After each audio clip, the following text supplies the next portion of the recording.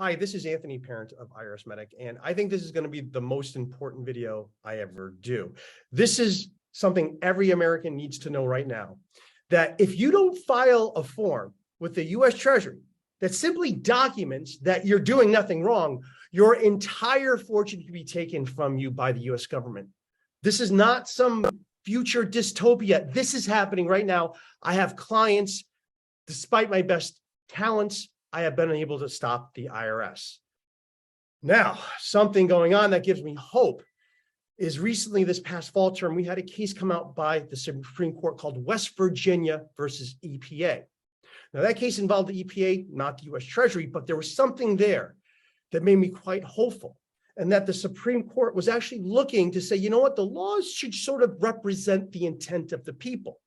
Back when the EPA was established, people were concerned about air pollutants that were harming their lungs and ruining their stuff. No one mentioned carbon dioxide. And then a few years ago, Congress tried to give that authority to the EPA to regulate carbon dioxide. Guess what? It didn't pass. The public spoke. The public didn't want the EPA to regulate carbon dioxide. Whether you agree with it or not, the process says we don't want it. But the EPA, undeterred by public opinion and the failure of Congress to get this power through Congress, decided to do it on their own. We're an administrative, you know what? We're an administration. Carbon dioxide, we're going to call it pollutant, and we're going to say we can control the entire world's economy based on that. The Supreme Court said, hey, hold on a second, guys, let's stick to pollutants. So that actually gave me some thought. And I started looking at some of these things differently. I've been involved in the FBAR since 2009, when this FBAR storm was involved, and I've seen it firsthand. And what I'm seeing today is sort of incredible. It's hard to really, for me to stomach it, because there's something here that I think have been missing. This is the way. For me, I was born on September 2nd, 1971. For those of us in my generation, we saw something every Saturday morning. It was called Schoolhouse Rock. One of the videos we saw was something called Just a Bill. And it accurately and musically describes the process by which our laws are created. And that process hasn't been followed. It's gone. Everybody knows that if you want something to get passed by our government, your very strong lobby writes a law, sends it to Congress. Congress probably doesn't read it. They sign it in, president signs it into law. Everybody knows that's what's happened. Nearly every bill that has come out in the last 20 years has been written by a lobbyist, someone other than a lawmaker. So the problem is, if you don't have a very strong lobby, nobody cares about you. And the laws can be whatever they're going to be. Now, this is my problem, and this is why I have some incredible guests with me today to hopefully steer this in the right direction. I don't know if any of you guys out there have ever encountered this awkward moment in your life. You're walking to a class or a meeting, and you get to hallway, there's people waiting outside, and there's a door, and you can't tell if that door is actually locked. Now, let's say there's 6 people in front of you. It's like, well, did every 6 of those check it? Are you going to be the 7th who checks it and going to be locked? Or did all of them assume someone else checked? And you're driving yourself nuts. So the way that I've always dealt with this problem is I immediately open every door if I try. And I don't care if I look like a fool. I just get rid of that entire dilemma and I open that door. And that is where I am today. I see this door, a door that I didn't see before because I've been here. And I am saying, US Treasury has a problem. US Treasury has a problem. This form, this FBAR form, really doesn't have an authority, and they're making up things to think that this law actually authorizes, to think that Americans would truly vote for a law that would say, hey, look, if you don't file this piece of paper, innocently or not, we're going to take your stuff. What person would want that law? Nobody. But yet that is what's happening today. And the Supreme Court will be taking this case up in Bittner. And I have clients assessed millions of dollars of penalties for not filing a simple form. A form, by the way, no one ever really looks at. That's their crime, not filing a form. And that is what is going on today. So now, to help me keep me on track, to challenge my assertions and to guide us to the proper conclusion, I have Keith Redman, global advocate for the American overseas. Keith is the layperson extraordinaire who has helped thousands of people where attorneys could not. We trust Keith to have his finger on the pulse, telling us reality as it is, not as others claim it to be. Keith, welcome. Are you excited for about what I'm going to say here? I am. That's quite an introduction. Yeah, or the door could be locked, right? We could find out. You could simply say one thing like, "Oh no, Anthony, your argument falls apart. Here's why." That's where I'm at, and that's what's so hard. So that's why we have the big gun with us. You know what? Honestly, I was thinking about this. I couldn't have two better guests with me than you two today for this theory. Because John, where you come from, and I think this is, I was thinking about you this morning, that so many lawyers, we go into our own little cubicle and our own little world, and we're so focused on it. As a tax attorney, I'm on Title 26 where the tax code is. But the tax code affects other things, and the tax code is defined by other things, other federal law, other state law. So you really, in order to understand tax law, you've got to understand all these other things. And that's where John Richardson is the heavy hitter, the ringer, helping us out, figure this out. John, any idea where I'm going with this? Well, Anthony, I get the impression that you don't like the alleged FBAR requirement. Is that a fair statement? That is a very fair statement. I believe the alleged FBAR requirement is so patently, grotesquely, so ruinous. It can't possibly, no one would ever want this. And in fact, no one ever did want this. And that's sort of my point. No one ever voted for this. There was no public debate on this. This is all something very much like what the EPA did. Oh, we didn't get this. Well, we're going to claim the law says this, but it's actually much worse than what the EPA did. Much, much worse. So how am I going to get there? Well, let me go to what I am writing right now.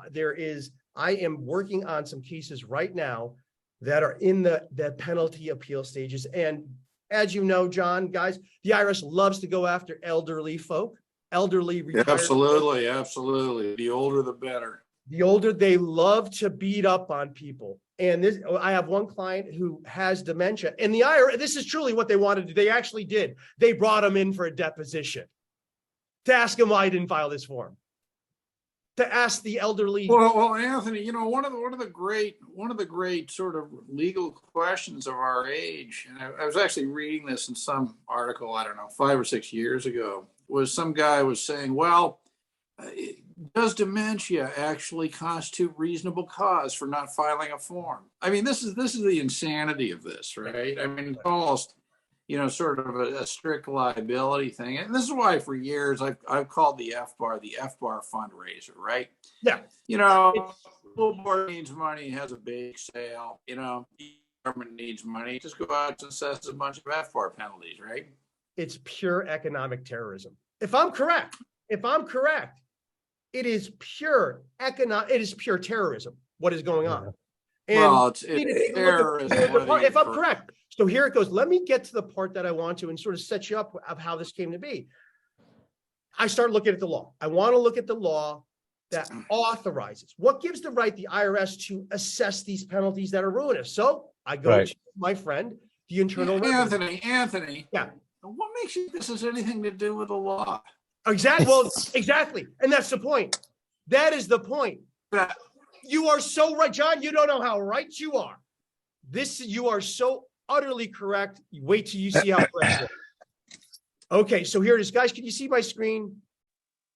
You getting the screen share of, okay, and now are you still seeing the highlighted part of IRM? You guys seeing that? Yes. Okay, great. Anthony is sharing. That's all I'm saying. But we'll get there. Oh, wait a minute. Something said, oh my God, look, yes, here we have the Internal Revenue Manual. Is this your appeals officer? This is I am working on this is the draft. This is the actual memo that I'm working on. So you'll find some typos in here because I was working on late last night and this morning. Because here it is. This is the authorization that every IRS agent, an appeals agent, goes to when they go to say, hey, can I ruin someone's life? Can I really ruin someone's life? Oh, let me go to IRM 4.26711. Okay, the authority to enforce the FBAR reporting and record-keeping requirements found at 31 USC 5314, records and reports on foreign financial agencies transactions. I'm going to stop there. I'm going to stop there because the next part we have is 31 CFR, blah, blah, blah. Those are regulations. I said, I'm not interested in your regulations because we know what the EPA does, right? We know what we know what they're going to claim, oh, it's this. I don't want to know that. And I don't know if the Supreme Court wants to know that so much as Bittner comes up. So let's just stop there. We need to agree on one thing right now. The sole authority claimed by the IRS to enforce FBAR reporting and penalties comes from 31 USC 5314. Is there any other? Do you see any other? John, do you see any other source mentioned? No, you know what, Anthony, you're absolutely correct. That in effect is Mr. FBAR's birth certificate right there. That's it, right? Okay, and Anthony, you'd be pleased to know, did you say that you were born in 1971? Well, Mr. FBAR was born in October 1970, so you're about the same age. We're like brothers, right? We're like, we're kind of there, You're buddies, you're buddies. Yeah, we know each other. Yeah, he was a year ahead of me, but we knew each other right back. Yeah. So now I'm going to go highlight the law. So here it is. Here's the law. So now this is the thing, and I look at this law, and I'm just what? This is the law that authorizes the U.S. Treasury to destroy people for not filing a form, indicating that they did nothing wrong. This is it. 31 U.S. Code 5114, records and reports on foreign financial agency transactions. Okay. All right, and FBAR isn't mentioned. Penalties. No. Nothing's mentioned. It just says, okay. So let's start off with the first sentence. Considering the need to avoid impeding or controlling the export of or import of monetary instruments and the need to avoid burdening unreasonably a person making transactions with a foreign financial agency, the Secretary of Treasury shall require a resident or citizen of the United States or person in and doing business in the United States to keep records, file passports, or file reports, or keep records and file reports when the resident, citizen, or person makes a transaction or maintains a relation for any person with a foreign financial agency.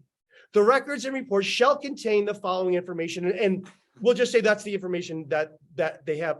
There's various information. I don't want to get into that. That's a distraction because here's the thing. That is alone statutory authority for the FBAR. We got a huge problem. Where does it say any individual has to file a report of a bank account? An individual has to file a bank account they own or maintain that they have an interest in. Where does it say that? The fact is, doesn't. In fact, a bank isn't even mentioned. There has been an incredible sleight of hand with this. And this is where I think people have got off the track because we really need to examine the word import 5314. When the resident, citizen, or person makes the transaction or maintains a relation for any person with a foreign financial agency. What is going on? So it looks like, when I look at this, an FBAR is required when I do a transaction for a person with a financial agent. Now, here's where I think it goes off the tracks. Somehow, people think financial agent means something entirely different. A financial agent, my dear friends, is a person. A financial agent cannot be a bank. It's actually impossible. And the reason why I know this is I go to Section 5 of the law. It says person, in addition to its meaning under Section 1 of Title I, there's the other part of the code, of the U.S. Code that's important, doesn't mean person. It's a term of art, right? It means includes a person, includes a human being, child, individual, but they also say it also includes a trustee or representative of state. Okay, so that's what we're talking about with a person.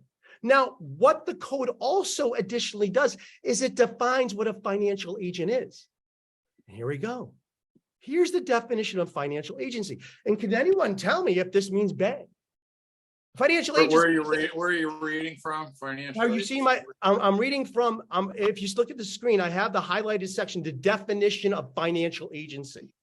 You do. The definition of financial agency is not a bank. It means an actual person, an individual living, could be a trustee, but a person. So a financial agency is a person. Is a person. Now, that person may be acting as a financial institution, but it has to be a person.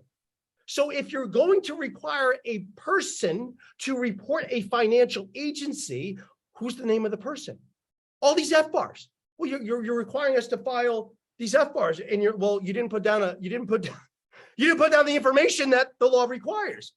This is something. An FBAR appears to be required, and I think this is sort of the situation where it was sort of intended. Suppose it's like this. Suppose that I am an attorney. Well, I am an attorney. But suppose I'm not the ethical kind, and I attract a whole bunch of unethical clients.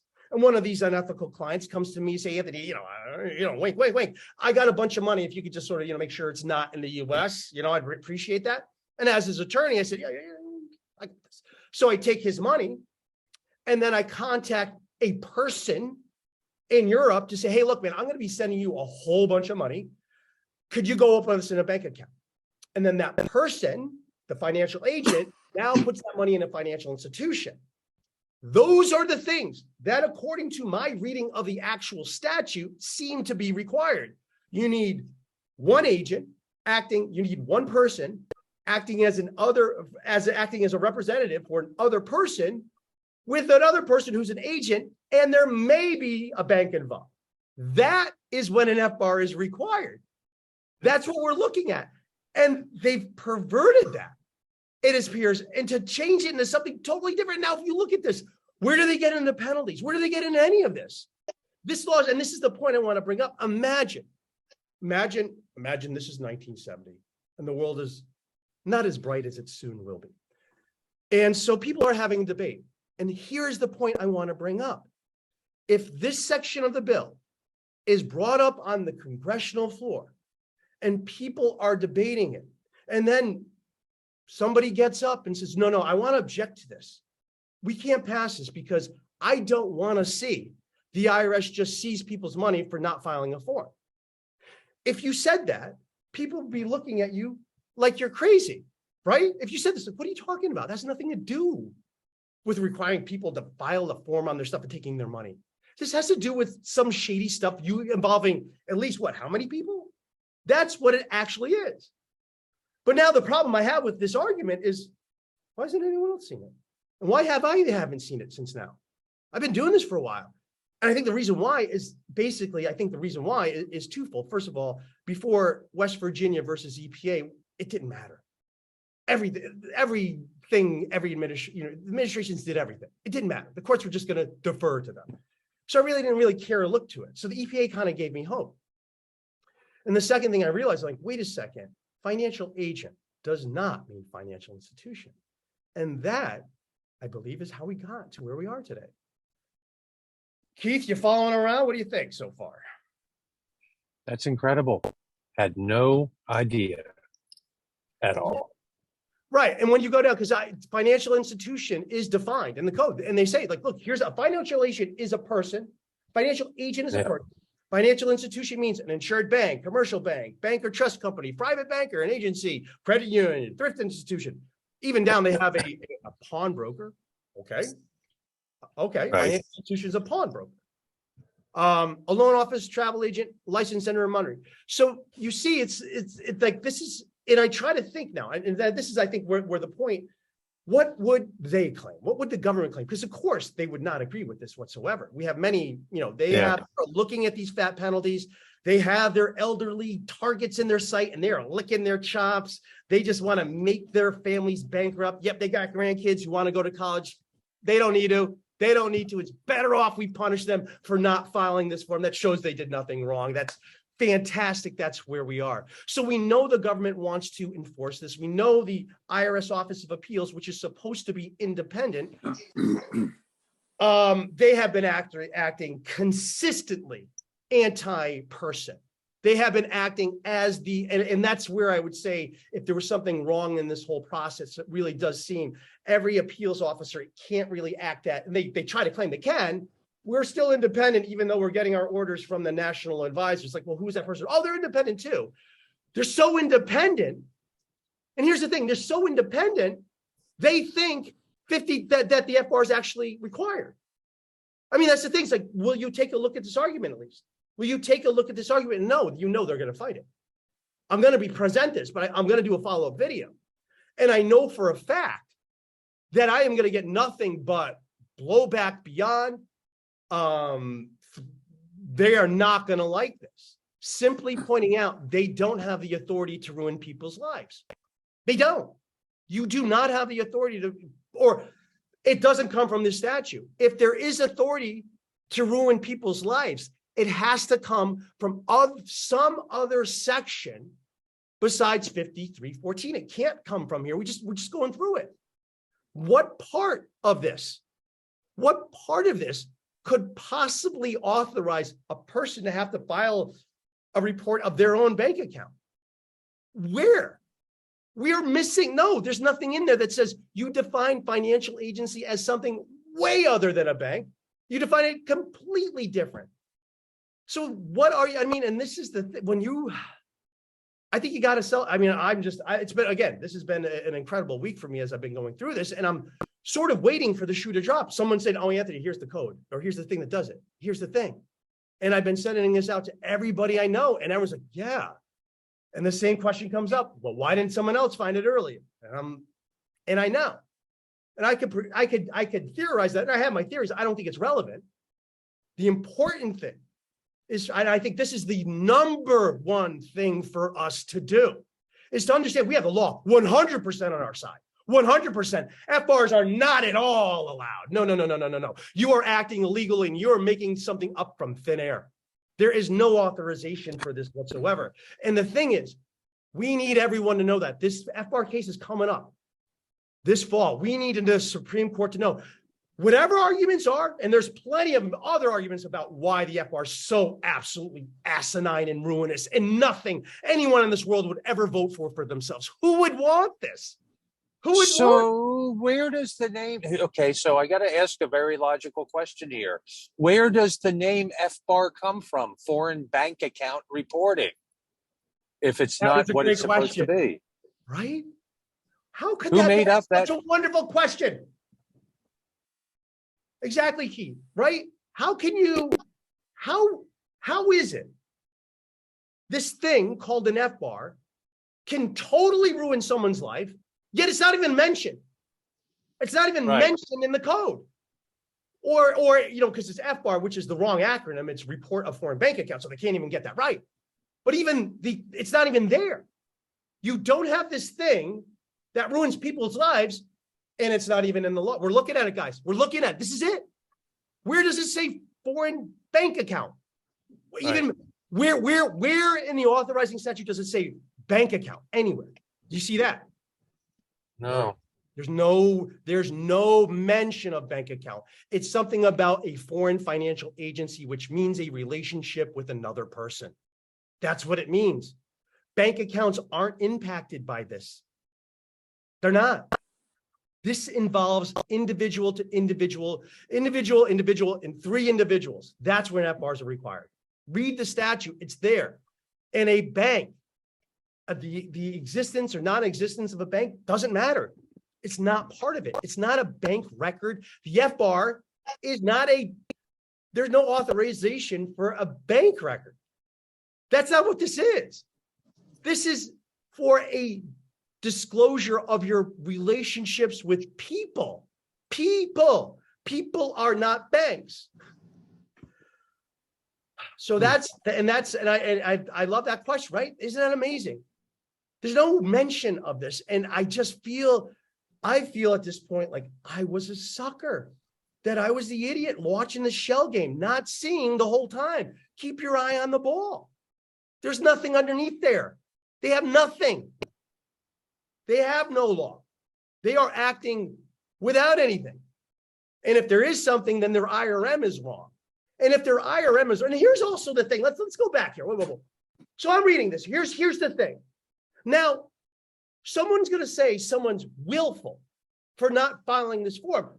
If they go to the actual law, it says nothing about the form.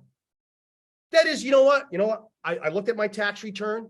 schedule B, and it said, oh, check to see if you need to file an FBAR. Okay, so I went to the regulations, and they referred me to the code.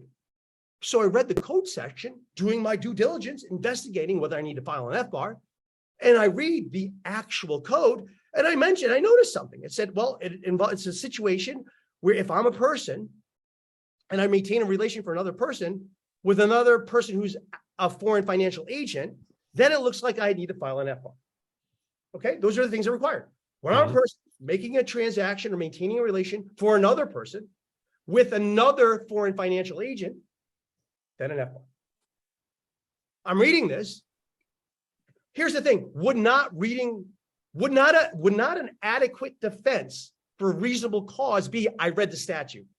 Right. And the statute said you couldn't do this.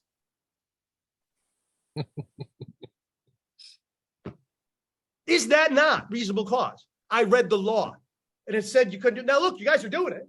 I get it.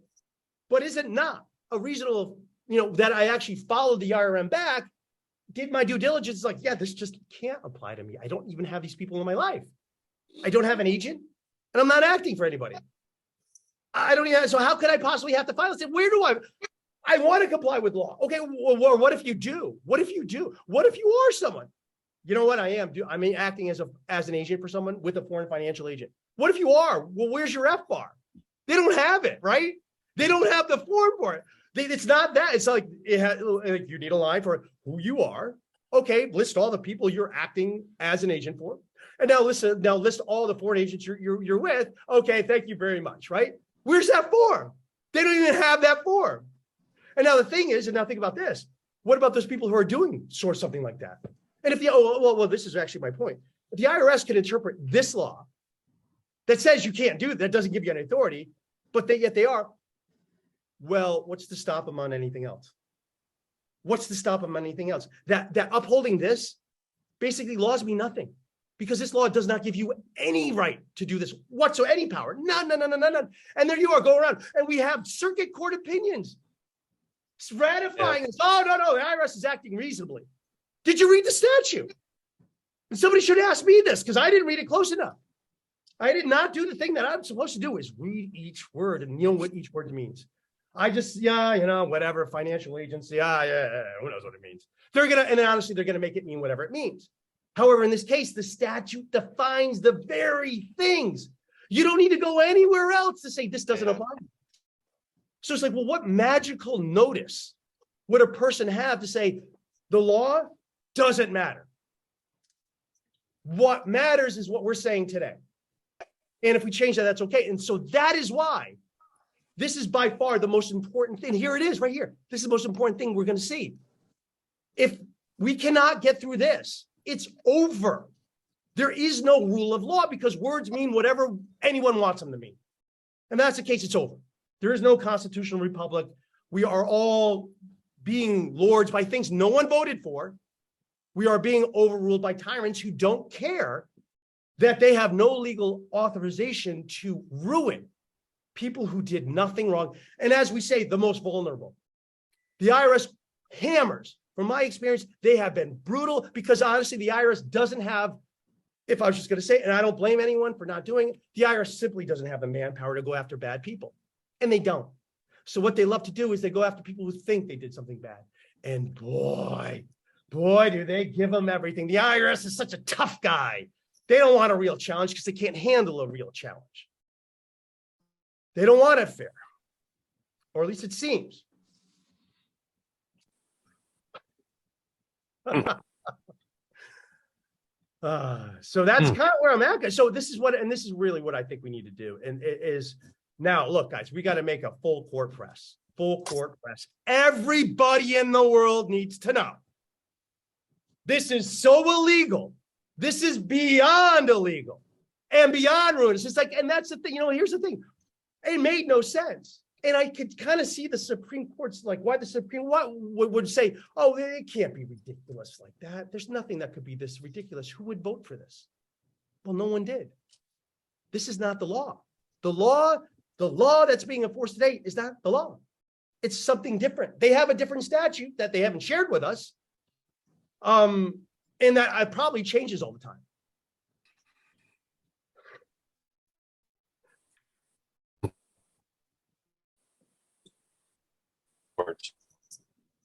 Are you there? I am here. Is Anthony here? I am here. I just stopped my okay. screen. All right. Well, I'll start going through the statute. All right. All right. So here's the challenge. So I think then here's the challenge. I think the first challenge is, am I right? I actually don't know if I'm right. So I think there's no such thing as right or wrong. There's rational and irrational, when it comes to this kind of stuff.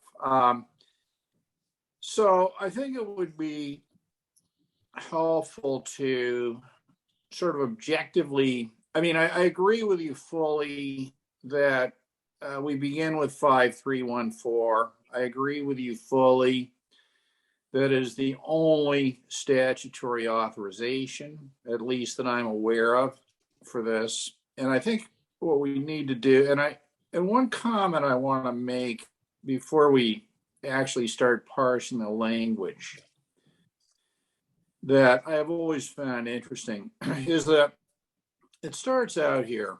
First of all, titles are not determinative, but the title of this is Records and Reports on Foreign Financial Agency Transactions. Records and Reports on Foreign Financial Agency Transactions. Appropriately vague, so nobody would have any idea what that would mean. Yeah, right. But they start with, and this is quite interesting, considering the need to avoid impeding or controlling the export or import of monetary instruments. Let's start there. There you go. Right. Thank you, John. It is very, very clear that the reality of FBAR interest and enforcement has not the first thing to do with that. Right. Okay. So I don't know. Was that even true in 1970? Who knows? Then we have the word and, meaning both of these things are part of the deal. This one is hilarious. The need to avoid burdening unreasonably a person making a transaction with a foreign financial agency. Now that's sort of the preface. That's laughable. The whole purpose is to burden people. Right. It's the exact opposite. It's an Orwellian lie. Well, right. Yeah. One question that I would ask here, and I think that, I've not read this West Virginia EPA case I've skimmed it, but so I wouldn't say I've read it, but I know that, you've been heavily influenced by it. And I would think that would trigger West Virginia implications in your head because, it's very, very clear that this thing is off, to use a law school phrase from, back in the Stone Age, a frolic of their own, right? What they're doing has nothing to do with the stated purpose of that statute. Right. But now let's cross out the preamble for a minute. Just recognize that it's nothing to do with let me get the statute back up here. Yeah. Let's take out. That's the other part. one we were doing the other day. And let's look at what's actually required here. All right, let's go over to, okay, so here we are. Here we go. Here, we're back on 50, and I'll just make it a little bit. You're actually on section 1 of the Internal Revenue Code. Where? Is what I'm seeing here on the screen. You don't see 31 USC 53? No, I see. You know what? It went to the wrong window. Hold on. That was last week. Went to last week. No, I know. That was an awesome video, I got to say. And for those of us who wonder what we're talking about, we were talking about how the individual is never defined in the individual income tax. It's actually another thing we found, amazingly. Are you seeing the correct one now? Or are you still seeing I got a slow internet connection today, so I'm sure I will in a minute. But let's talk about this and parse it a little bit, all right? Yep. So again, the first point I would make is that it's very, very clear. I see it now. It's very, very clear that the part up to the comma after financial agency, we'll come back to that in a minute. is just Orwellian nonsense. Okay. Right. Yeah. So let's imagine that the statute reads, without the preamble, the Secretary of the Treasury shall, now notice that's mandatory, require a resident or citizen of the United States. All right, I would bracket that first part off. Okay. Okay, a resident or citizen, bracket that off. Okay. All right. Okay, partly because residents or citizens. What do you want me to bracket? Resident, citizen? The word for a resident or citizen of the United States. Bracket that off. Okay. Yeah. Let's just parse the statute. Yeah, right. Exactly. I think that's the thing. If you parse it out, right. Okay. Yep. Okay. Or a person in doing business in the United States. Put brackets around person in and doing business in the United States. Put brackets around those. Yeah. Okay. Okay. Now let's just pause for a minute, okay? Because this is, this has to be broken down. All right.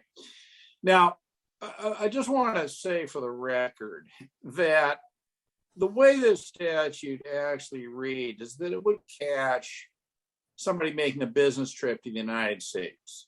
Right. Yep. Okay. I've got a client meeting in the United States. I'm caught by this statute. And that was the blog post that I sent you the other night. I mean, this is absolutely shocking. Okay, it's absolutely shocking. And I think the world can thank U.S. Treasury for actually exempting, all right, these kinds of people from the FBAR requirement. There's some sort of regulation. Right. What was that about, right? Like, why are you not even doing what it's telling you to do this? You're like, yeah, no. So let's pause for a minute and give a shout out to U.S. Treasury and thank them for doing that, all right? Because otherwise, every airport in the United States would have to have an FBAR checkout machine before anybody allowed to leave the country, right? Yeah. Okay. Now let's go back. Because we're trying to parse and understand this. So we're going to take that out. All right. So now we have the Secretary of the Treasury shall require a resident or citizen of the United States to. Now here's what it means to be American. Look at it. It's the very definition of U.S. citizenship. Keep records, file reports. Or keep records and file reports. I mean, that's, bracket that off and make an anecdotal note, the obligation of citizenship generally. But when, okay, now here we go. When the resident citizen or person, again, I want you to bracket off. Well, it makes a transaction. They're going to make a transaction, right? So bracket off makes a transaction. Yep. Or maintains a relation. All right, so it's any one of those two things. Okay, yep. Now notice that the maintains a relation, I don't know, Anthony. I mean, do you feel that you have a relationship with your bank because you have an account? I guess maybe you do. Yeah, no, relation is one of the most vague words you could have. Everything is okay, yeah, so we'll come back to that. Things, right. So whatever that means, right? But I think they're actually, right, whatever that means. Any person with a foreign financial agency. Now, what's interesting here is these things that are underlined. Did you underline them, or where did you get this? Because what really needs to be underlined, I would change the word foreign. I would capitalize it. All right, because it's right there. Yeah, capitalize that, right? Because really, that's the crime, isn't it? Right. Yeah. Okay, so so that's really important. Now, it goes on and says, now the most important part of this, I think, our discussion is, it says the record shall, notice mandatory language, contain the following information. Now, bracket off the words in the way and to the extent. In the way and to the extent.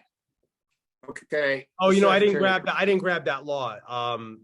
I stopped there because I wasn't doing let me go grab the rest of the statute. Yeah, pull it in. Okay, because it tells us a lot, actually. Yeah, no, you know what? And because I see what thank you very much for this. Right. I didn't go that.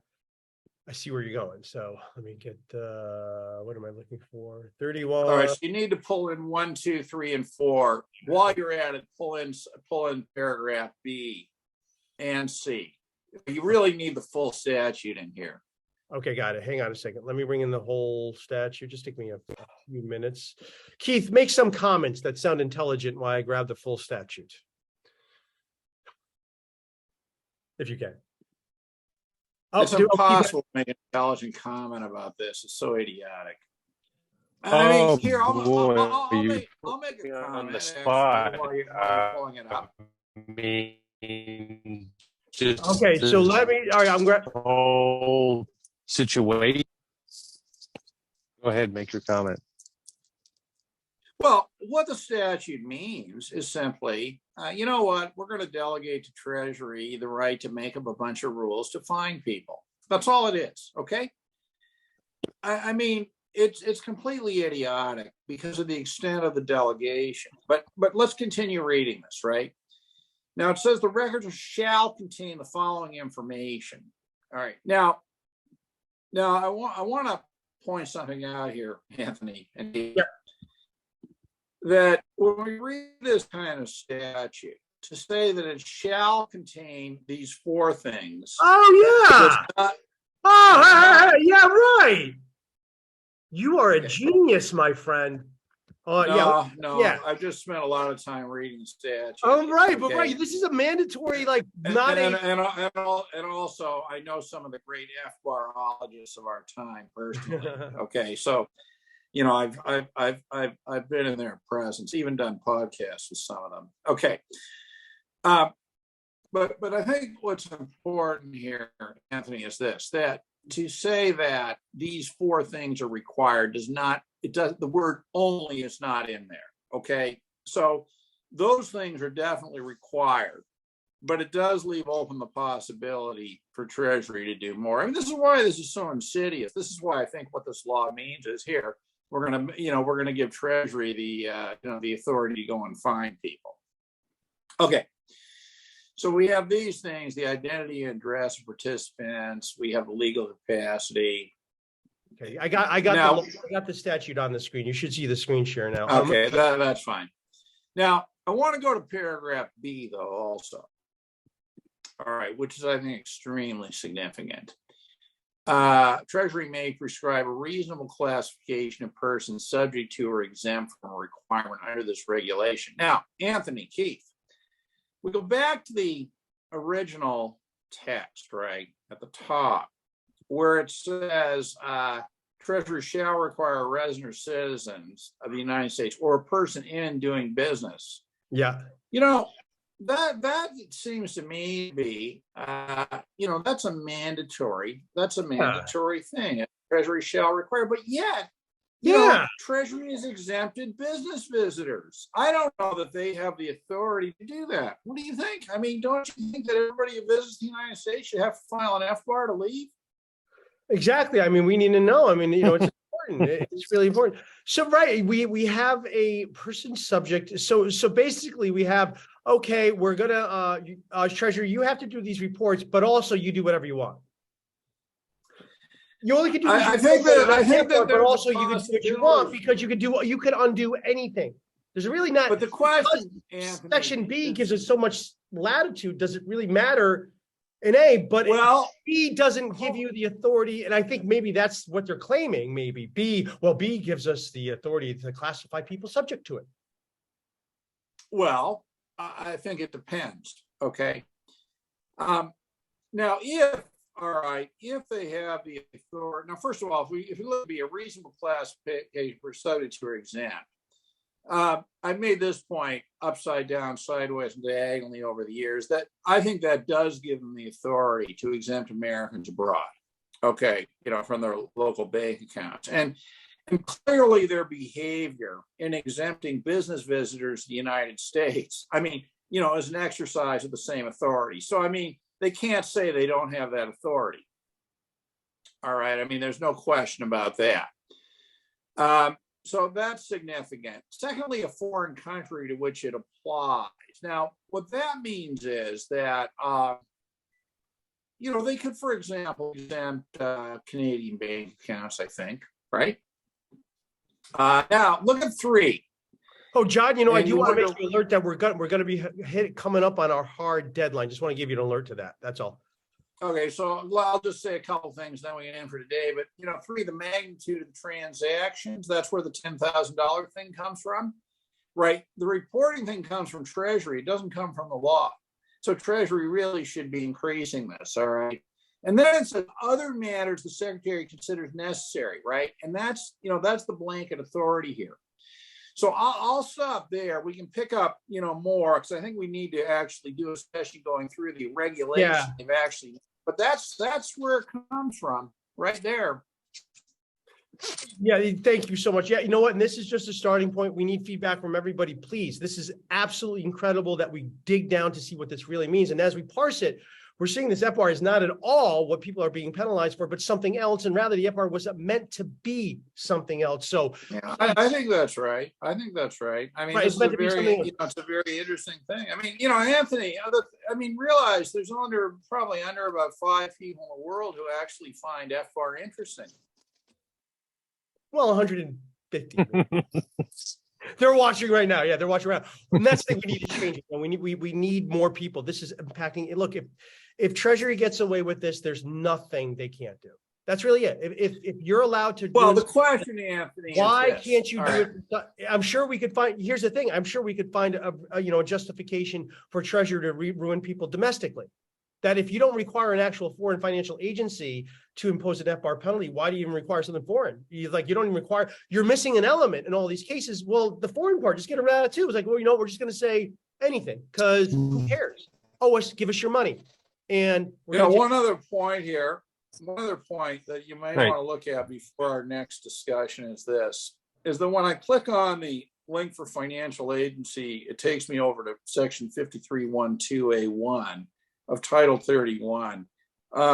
You might have a look at that and see if that affects your conclusion. Oh, no, that's exactly what I did. And if you look at you have looked at that. Okay, that's exactly where I got the definition, was from the law.